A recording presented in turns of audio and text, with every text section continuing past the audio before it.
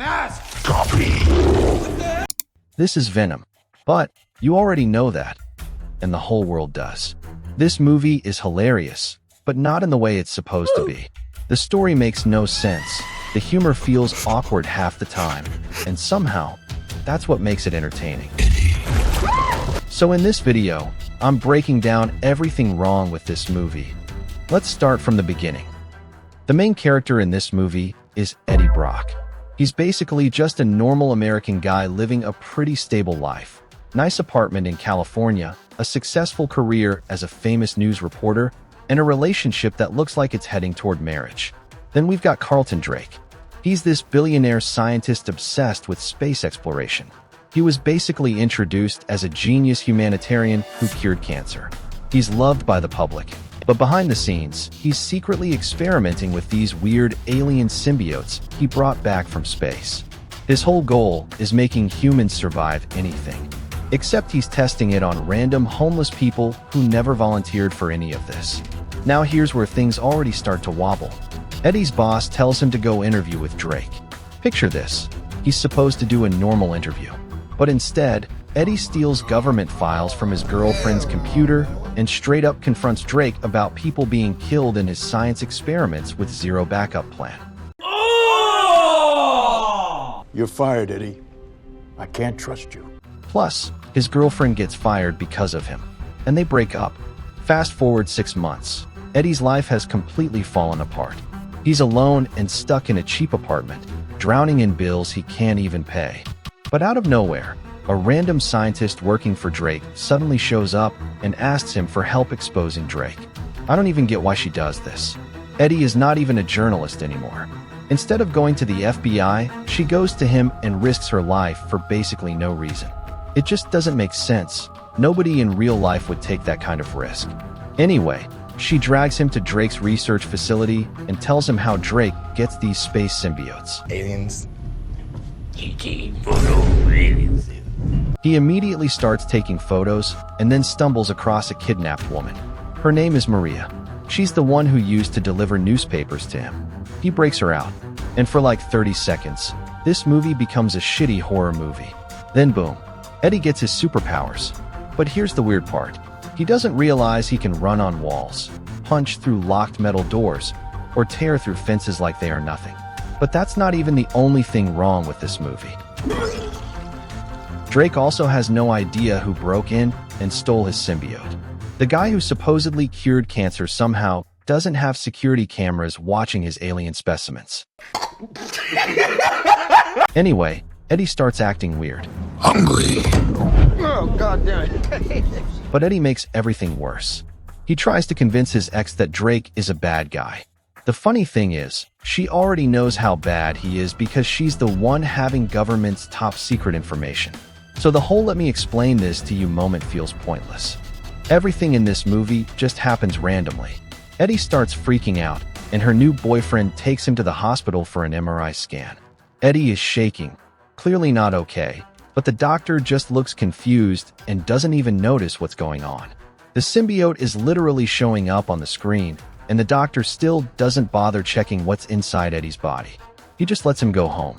Now, Drake sends goons to Eddie's house. Do not open that door. But because Eddie is an idiot, he opens the door anyway. And that's not even the worst part. Hey, Eddie. Who the hell is this guy? Venom is not supposed to ask that question. He's the one who sensed his presence. Now we finally get some action after 51 boring minutes. It's pretty funny, but also weirdly inconsistent. Because now Drake, who couldn't manage basic surveillance, suddenly has a fleet of high-tech fighter drones. Ladies and gentlemen, this is how movie makers make the audience forget how dumb everything is. The tone of this movie is all over the place. The first part feels grounded, then it suddenly turns into horror, and now we're in a full-on Fast and Furious style drone chase. When I first saw this movie, I thought they'd really go for the idea that Eddie's life is falling apart, and that all his frustration, anger, and self-doubt would slowly build up and eventually fuel Venom. Kind of like how Peter Parker's character development in Spider-Man shows that personal struggles shape how he deals with power and responsibility. That's usually how superhero movies are supposed to work. To be fair, The movie is still kind of entertaining in a weird way, like the kind you laugh at so hard you almost spit your drink in the theater. But it really lacks consistent story progression. And then there are details that just don't land. I don't really get why Eddie suddenly get extra weight and smashes cars when he turns into Venom. Still, I've got to admit, the suit-up scene is actually pretty smooth. It reminds me of Iron Man's Mark 85 armor transformation. Okay, now for the first time, Eddie and Venom are having a peaceful face-to-face conversation. Venom tells Eddie that he will need Drake's rocket to bring his other species to Earth so they can survive by eating human brains. In return, Eddie might be able to survive any level of injury. What? Bro, what are you talking about, man? But there's one important detail missing. Venom is eating heads, yet there's not a single drop of blood. Eddie, wait! What the hell is that? This is her reaction. Please help me with this one. If any normal human being on Earth saw an alien standing right in front of them, this is how they would react. Run. I don't get why the characters in this movie don't freak out properly. Instead of panicking about a 7-foot alien monster standing right in front of her, she barely even reacts, and just casually offers him a ride to the hospital like this is a normal Tuesday problem. At the hospital, Venom escapes from Eddie's body when his ex triggers the MRI sound. And here's the funniest part. Eddie walks away from the hospital like he's not even wanted by the police. Bro completely forgot he just lost his superpower. The movie is almost over, but the filmmakers suddenly realize they need Drake to be the main villain. This is what you'd call a lack of villain character development. In every other superhero movies, a villain is usually introduced as powerful and almost invincible from the beginning, so the audience believes they're unbeatable. Then the hero gradually grows and develops enough to face them and win, no matter how dangerous it gets.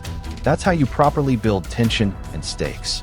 But in this movie, they're doing all of that in the last 10 minutes. Okay, Eddie is about to be executed.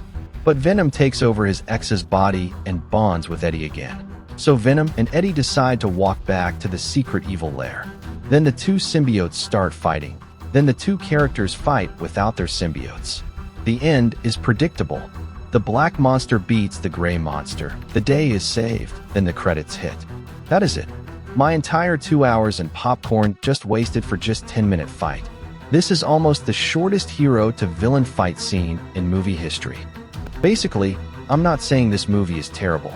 I'm just saying it doesn't really deserve to be called a good superhero movie. It's missing a lot of the details that superhero films usually need. The story doesn't fully make sense, and the tone feels inconsistent. It is not beautiful. But beautiful in an ugly way, but mostly hideous. Drop your rating for this movie out of 10 in the comments. And if you enjoyed the breakdown, consider subscribing for more. If you want to see the full evolution of Iron Man, click this video before the spider breaks it.